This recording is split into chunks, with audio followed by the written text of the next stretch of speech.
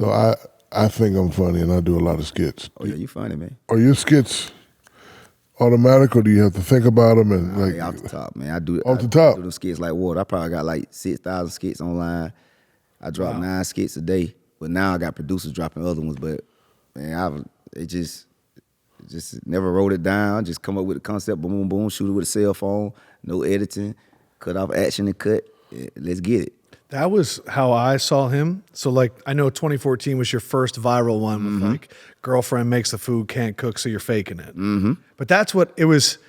That's where I felt like the internet changed, where everybody was doing this high production stuff, and people like yourself were like, it's going to be one shot. There's not going to be anybody else there. It's just me talking, and my delivery and my concept is going to carry it. But you know why I did that?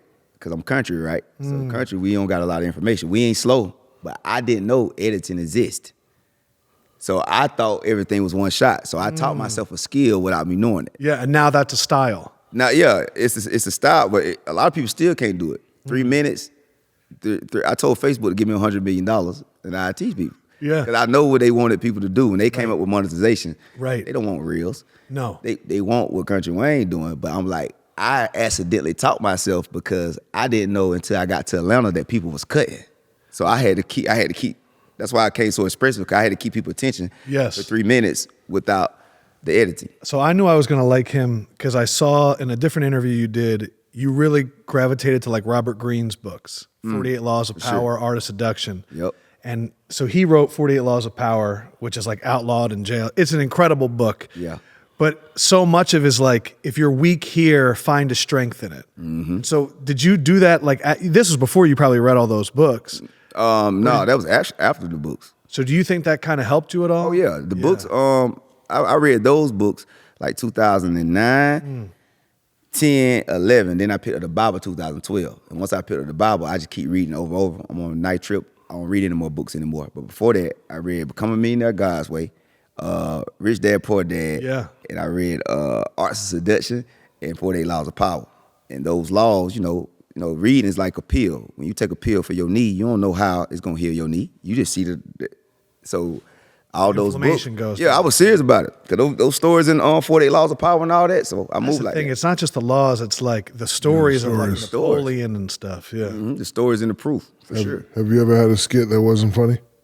Oh yeah, but I don't. A lot of them I don't try to make funny, because funny only lasts short periods of time. Say that again. A lot of stuff I don't try to make funny, because you got more longevity. Now my stuff went into more the drama, because if you keep being funny, some of the biggest movies in the world, when I Googled and seen comedy, the biggest movies was only like Hangover. Comedy don't make as much money as people think. It does not. So I was like, oh, you can't keep. I bet with you too, you had a lot of people. I bet a lot of the comments on your videos are like, that's so true, or this is how it is for me. Like, you have people relating to it just as much as they're laughing at it. That's the main thing. So I was like, and Chris Rock taught me that with comedy without me knowing it. Because when I first started, I had him, I thought I was killing. Then he was like, it can't be a pep rally. And I'm like, damn.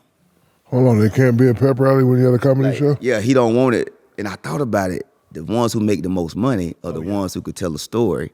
Think about Chappelle right now. Chappelle will tell a 20-minute story. Bill Burr. Yeah. All those guys, I'm like, the people on Def Jam, which I love, a lot of them never got wealthy. Chris Rock slowed me down, because it's made me start telling like stories, because I watched the big comedians, Kevin Hart, when he did Laugh at My Pain. He started telling them stories. Right.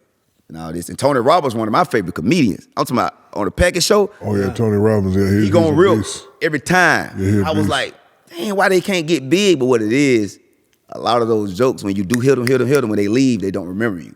Versus they remember the feeling. They remember the feeling, but jokes. They don't remember that thing. And it's so true. You think back, Def Comedy Jam, you only had 5 minutes. Something like a Shaq roast, the roast is so. Comedians are coming up seeing that and emulating that, when really, you're right, they're telling stories. You got to do that too now, but you just can't do it for 45 minutes. The characters that you come up with, like Drip, like I actually thought Drip was real. Like I saw the one you did with T.I. Tío, What's up with you? What's happening? What happening? I'm chilling. What's up? Hi, bro. It's Drew. Nice to meet you. Hey, so Yeah. exactly what am I here? What are we doing? Oh, we handling the business. I got a Drip Entertainment, and he said he know you. So I was like, I was gonna spend some money, but since you here, I was like, since you came to my establishment, yeah. So I was gonna just get you on the track, and you just get on there, spit your and do that. You know them big words. Yeah, yeah. I think you may have misinterpreted the circumstances. There you go. see, because I think I thought that was real. Yeah. Like, how'd you come up with that?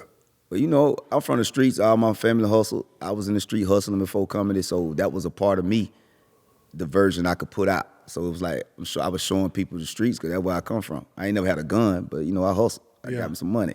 So Drip was like, because I'm so far removed from that, it was so easy to tap in. And shout out to Desi Banks. He was doing the hood dudes. I was like, oh, this my lane. People don't know because I was speaking lingo that the streets knew that I knew what I was talking about. 4-way, 20 baby, yeah. So it was that version of me that I knew was gonna grab the culture. Did you see that skit? Of course. I saw the one with Ludacris Like- when his car got stolen. Like, Yeah. it's good moments. So when you shoot these skits, you shoot them on iPhones, you shoot Yeah, I them on shoot on my cameras. iPhone. Yeah, I saw on your GQ thing, you have 3 phones. One is for phone calls, one is for the industry, and one is strictly to shoot video. Oh yeah, that video phone, the truth. We don't play. We treat it like a baby. I was going to say, is that the prized possession? Man, that dope in there. You know, this how we making money. Yeah, It's content. yeah. I can do real estate and all that, but I still got to buy that AC unit. I still got to fix that roof. I still got to pay taxes. But content, once it sits in that phone, Yeah. it's a tax write-off. Very It's true. hidden money. It's the real. If by the end of the year, if I try to have more content I can, so I can write out. If you don't spend $1 million of content, Yeah. at least the government ain't finna get 400, 500 of that because they can't tax what they can't see. So the Did you have a moment where, so like going viral is one thing. When did it turn into a business? off the rip, when I went viral, I had a nightclub, so I was just using the viral moment to pack my Get club. people- Interesting. So then when I realized the comedy thing, I was like, oh, I got to go do stand-up. But when I did stand-up, I was like, dog, it's kind of taking me, I was getting comfortable because stand-up, I ain't gonna lie, it was easy to me. And I was like, but this took me away from who I became. Now I'm back working, but I ain't a hustle no more. Then when the pandemic hit, I said, I knew I shouldn't have never got on my hustle because now I can't make no money. So during the pandemic, I figured out how to make that money on social media. Like, make my money. It's like an artist who can make money off his music and tour. What was the first check you got from social media? First check was $27,000 that month. I made $27,000. I said, oh, I'm finna be rich. Working with like brands and stuff? No, I do the in-stream ads. That's why I don't curse or nothing. So I get that in-stream ad money.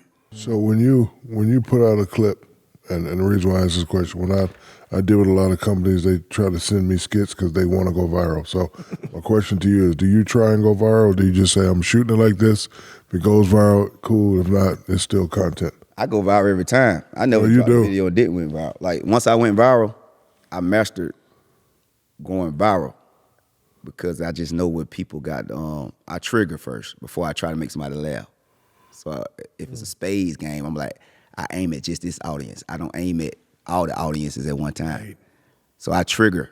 I do trigger moments. So I'm like, they gonna hit this. Like when I put the cowboy video, they just lost. That's how I came up. I got fans that like my cowboy videos. That's one section of fans. I got fans that like me dancing. Don't mention the Cowboys. You see my eyes water? As much as you See my want. goddamn eyes water?